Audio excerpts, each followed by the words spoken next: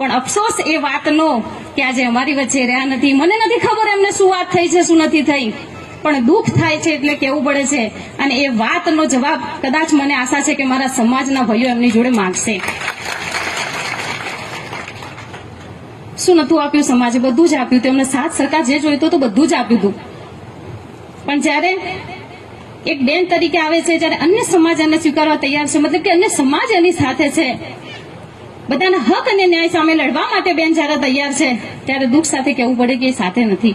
પણ મને આશા છે ને બધા ઉપર વિશ્વાસ છે કે આ બધા જો સાથે હશો, બનાસકાંઠા જિલ્લાની પ્રજા જો એમના સાથે હશે, તો 100% આપણે બેનને ભવ્ય વિજય અપાવીને આપણે બેનને લોકસભાની અંદર દિલ્હીમાં મૂકીશું.